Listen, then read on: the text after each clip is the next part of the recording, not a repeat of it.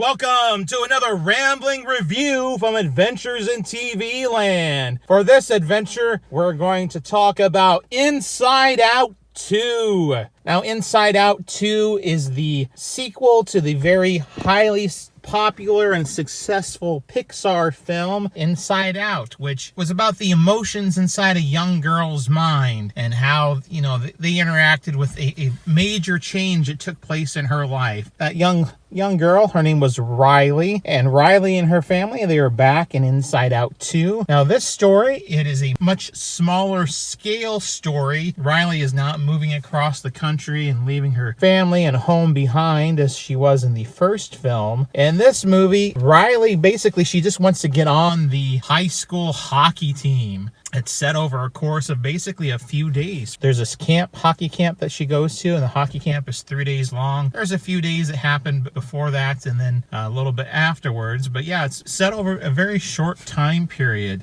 During the midst of this, Riley, she begins puberty. The word puberty is not spoken at all in the movie. It is signified by a flashing, blaring red warning light that you can read the word there, as well as some construction signs that end up coming into play. But other than that, that is it. And as a result of this, she begins to experience some new emotions. Now, the new emotions that are introduced include embarrassment, envy, ennui, which is the boredom, which really doesn't make any sense. Anyway, well, there's also another one that pops up every once in a while. Nostalgia. She pops up just in and out a little bit here or there, but she's not really part of this core group. She's used more as a joke. And then lastly and foremost is anxiety. And I always thought anxiety wasn't really an emotion itself. It was a form of fear of the future, and that it was also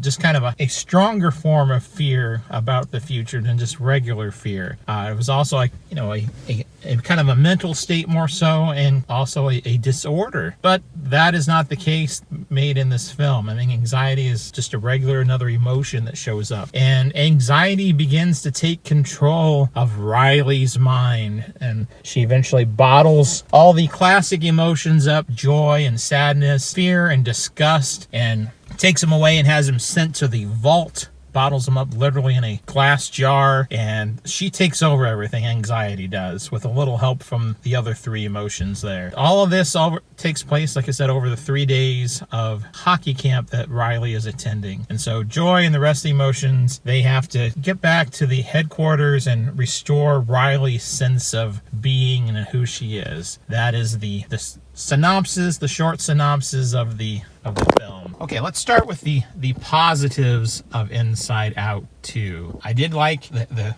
characterization of embarrassment and his partnership with sadness here and there. That played well. And just so you're aware, there will be spoilers. This is not a spoiler-free review. There was a lot of chatter about this movie before it came out, things that it may contain that are not in the film itself. So I'm glad for that. So Phyllis Smith, the voice of sadness, she does a great job, as does Amy Poehler as Joy.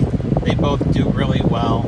The rest of the voice characterization, it's a little off. I mean, some of the characters, they are not portrayed by the same characters as they were in the original movie. The actors do as best they can. It doesn't quite fit for those characters. Inside Out 2 is also, it's just a much smaller movie. Inside Out was a large-scale film, and it felt that way. It felt large-scale. The music, the animation, I mean, even at that time, Pixar was still trying to set boundaries and break boundaries. That is not the case in Inside Out 2. This has a very much feel to it like the old direct-to-DVD movies, sequels that Disney used to churn out back in the day. That's kind of what the feel of Inside Out 2 is. The animation isn't as vivid. The music's not memorable at all. There's nothing that stands out about the music. I found the film to drag a little bit. It was a little bit boring here or there. A lot of the jokes fell flat.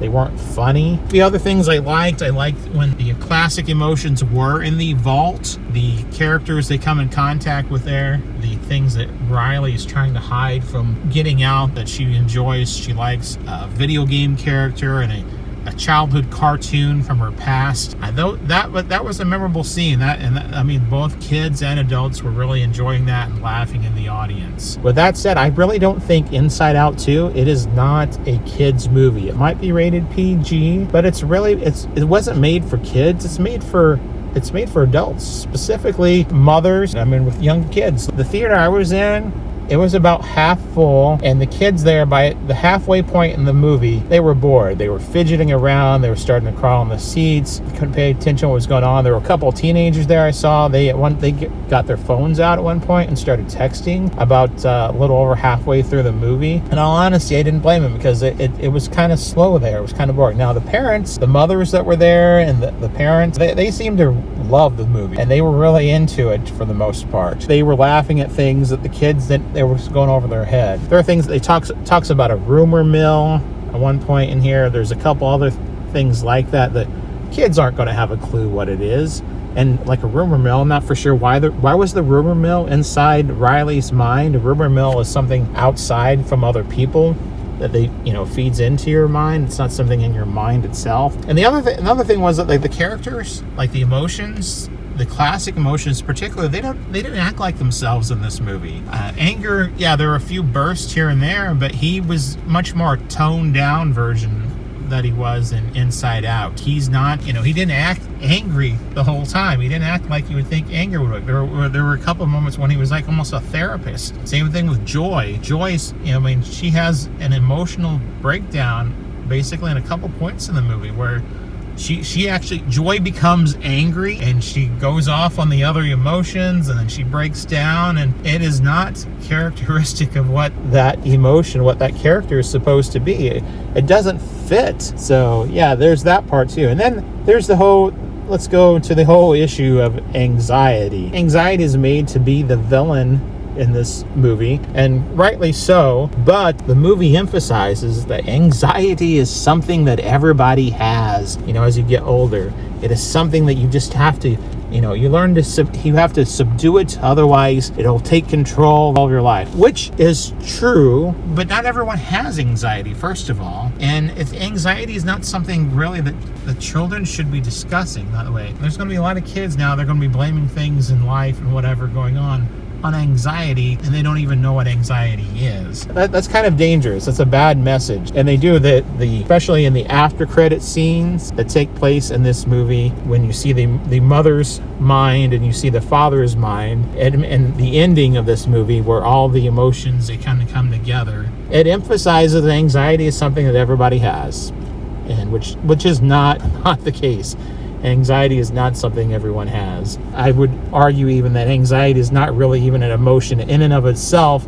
It's a form of fear, but they've made an emotion here, so, we'll deal with it. So there was one point in the film, I was talking about this being more oriented towards adults than children. The parents are driving Riley and her friends to soccer camp, and the dad kind of makes a little bit of a sexual reference. He's turned down point blank by the mother, or maybe she's not even picking up on what he's saying, but it was definitely there. There was some innuendo that was there.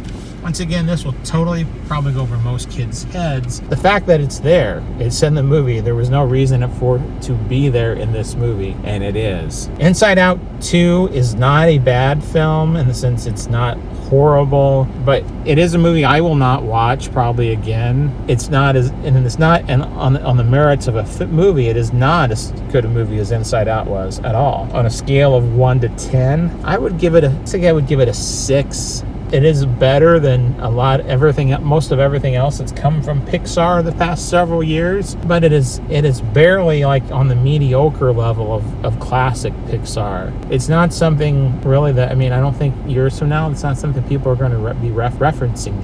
They're not going to be talking about it. It does not stick out as something memorable. That is Inside Out 2. This has been another rambling review from Adventures in TV Land. Until next time, that's a wrap.